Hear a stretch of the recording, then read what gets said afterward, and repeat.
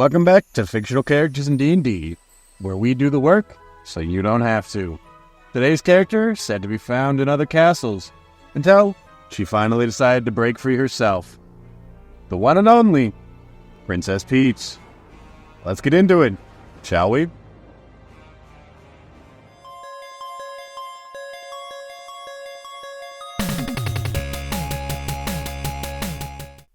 As always with this, before we get into making the character, we have to do a character breakdown and the difficulty of the build. For the character breakdown, we are going to be basing a lot of her abilities off of some of her newer releases, or remakes as some of the abilities are taken from, such as Princess Peach Showtime and Super Mario RPG. Her nobility air about her has not changed ever since she's been from the original. However, some of her newer abilities that we're going to be adding to this build, such as her sword fighting flair or her healing, come from those games. As for the difficulty of the build, I am going to rate this a 4 out of 5. The only reason I do so is because this build requires multi-classing and requires you to keep track of spells. Both of these things are hard things to do for a newer player, so I rank this on the higher end of difficulty. Getting into the character concept, Princess Peach is a kind, noble, and adventurous ruler of the Mushroom Kingdom. She's known for her gentle nature, intelligence, and elegance. In Princess Peach Showtime, she showcases various abilities such as sword fighting, baking, and many others. And in Super Mario RPG, she shows off her kind, nurturing nature with her healing ability and ability to put enemies to sleep. We will be doing all of this in the build, plus a little more. So starting off, we are going to head into the race. Given her human-like appearance and royal status, we're obviously going to make her a human. This race provides versatility and adds an extra feat at level 1, which will suit her diverse skill set. For her background, we'll choose the noble background, as it will reflect her royal status. This background provides skills in history and persuasion, as well as a feature that grants her access to high society. Again, fits her fairly well, so that's why we're going pretty simple with it. Onto our ability scores. As always with these builds, I'll be using the point-buy system. However, use whichever system that you like to use, and just use this as a rough template. Just keep in mind, we are going to be multi-classing, so you do need a minimum of 13 Dex and a minimum of 13 Charisma. Starting off, our two highest stats, which will be Charisma and Dex. Her Charisma will be 15, which reflects her charm and ability to inspire, as well as just infects her spellcasting ability. This will be increased by a +1 from our versatile human, making it a 16, similar to our Dex, which will also be a 16.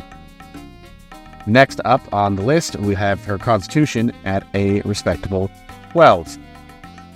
It's not anything crazy, but it does help her stay in the fight, and since we're going to be up and close, it is a nice little touch to add on top. Next up, we have her Wisdom, which will be 11, and Intelligence, which will be a 10. Now, these stats aren't exactly important to her, but they aren't her dump stat, which will be her Strength. So, we don't really need them, but we didn't want to make them negative just for saves and such later on. And then, of course, her Strength will be her dump stat. We don't need it. Princess Peach is not strong. She's agile, sure, but not exactly the strongest cookie in the bunch. Next up, we are going to touch on her class. Like I said, he is going to start as a bard and then multi-class later into fighter, and that will grant us her access to skills, which are Persuasion, History, Acrobatics, and Performance. Persuasion, to reflect her ability to lead and inspire, History for her knowledge of the Mushroom Kingdom, Acrobatics to present her agility and her movement in those later games, and then Performance because Princess Peach Showtime, a lot of it takes place on a stage, and she is slaying on that stage. At level 1, we are going to be a bard. We're going to get Bardic Inspiration, Spellcasting, and a feat. Like I said, from her race, we're going to take Chef, because this fits into the pastry chef Peach. I'm not going to try and say that word. I butcher it every time. So yeah, this fits into the pastry chef Peach outfit from the game, and helps to elevate those abilities, as well as her just being a baker in general, like Paper Mario, Super Mario RPG. She loves to bake. So, Chef feat fits her fairly well. Bardic Inspiration, what do you want from it? As for spellcasting, the spells we are going to take at this level, we have 2 cantrips and 4 first-level spells. We are going to take Dancing Lights and Prestidigitation. For our first-level spells, we are taking Healing Word, Heroism, Sleep, and Featherfall. These spells may seem a bit random until you remember Princess Peach's abilities in Super Mario RPG, where she was the party's healer, and her Featherfall comes from her Float ability from Mario 2. The American Mario 2, mind you. Level 2, gonna stay in Bard, get Jack of All Trades, and Song of Rest. Jack of All Trades gives us half of our proficiency bonus rounded down in all abilities we are not proficient in. Honestly, one of the Bard's most useful abilities, and it just is a really helpful thing to have, and it will help you out in those situations where you may not get the roll normally. For the spell we are taking this level, we are going to take Color Spray. This kind of fits into her emotions theme from her first Princess Peach game. I don't know why her emotional powers are like this, but hey, that's what it is. And so it gives you a variety of little damage options, as well as her Rapier, which we'll be using primarily. Leveling up once again into a level 3 Bard, we gain access to a college of our choice, which we are going to take College of Swords. This will give us a fighting style as well as Blade Flourish. The fighting style we're going to take is dueling, because we're going to be using a Rapier primarily for Sword Fighter Peach.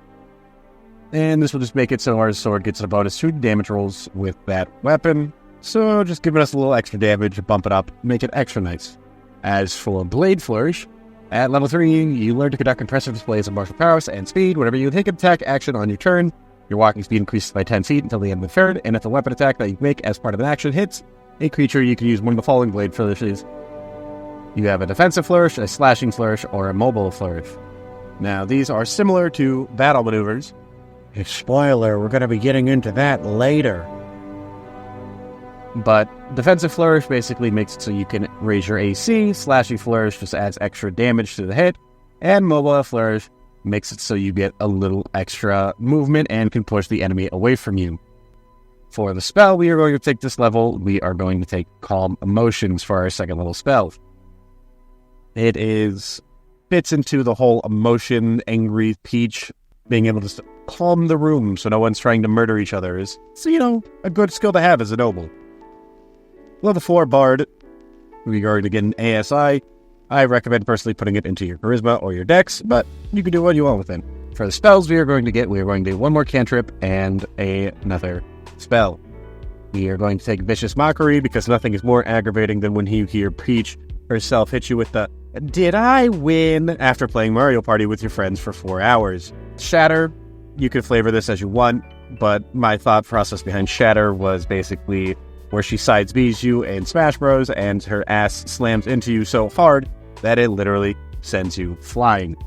Not exactly what happens with Shatter, but I felt like it fit. Level 5 Bard. Bardic Inspiration goes up to a D8, and we get Font of Inspiration. It's okay. We're not really here for Font of Inspiration, though. We're actually here for the spell. We're going to get Mass Healing Word, our first 3rd level spell.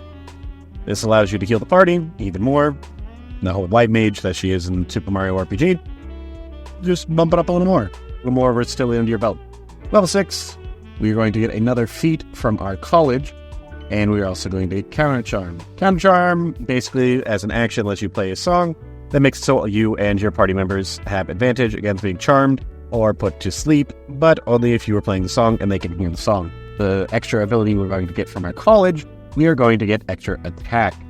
This makes it so you have 2 attacks a turn. Pretty self-explanatory, but it is very, very helpful to have. Leveling up to level 7, we are actually going to deviate from Bard.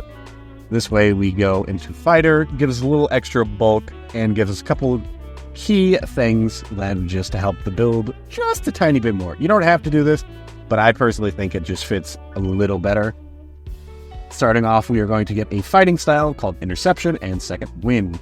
Interception makes it so when a creature you see hits a target other than you within 5 feet of you, you can use your reaction to reduce the damage the target takes by 1d10 plus proficiency bonus. You must be wielding a shield or a simple martial weapon to use this reaction. Well, we're going to be having a rapier, so it fits fairly well. We're taking this as another option to help protect our allies or ourselves in a sticky situation. Then we are also going to get Second Wind, which is a d10 plus your fighter level healing as a bonus action once for fight, essentially. And While it won't be the most pivotal thing, it'll come up from time to time. Level 8, we are going to second level Fighter, getting us Action Surge. Pretty self-explanatory. Action Surge good. Lets us basically cast a spell and do multi-attack on the same turn once a combat, which is pivotal. Level 9, 3 Fighter. You're going to get a Martial Archetype. We're going to get, hey, who would have guessed? Battle Master. This will give us combat superiority, which gives us 3 maneuvers, which you're going to take Riposte, Disarming Strike, and Parry. What these maneuvers do are as following. Disarming Strike.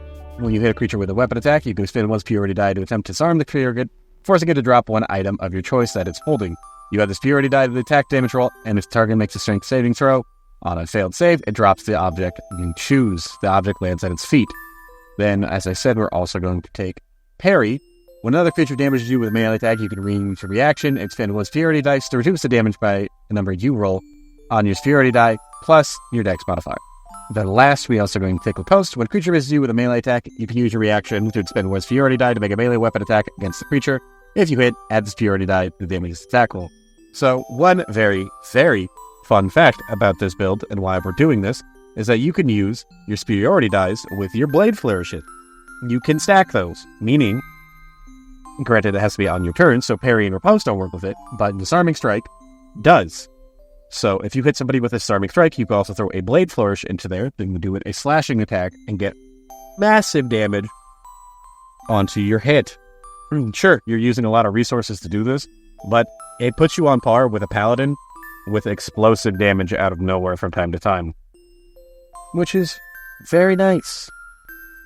Other than that, though, that's the build. Go be a princess. It's to your showtime. Wow, that was awful. Anyways, I'll see y'all next time, guys. I've been your host, G64, and this has been Fictional Characters in D&D. Farewell.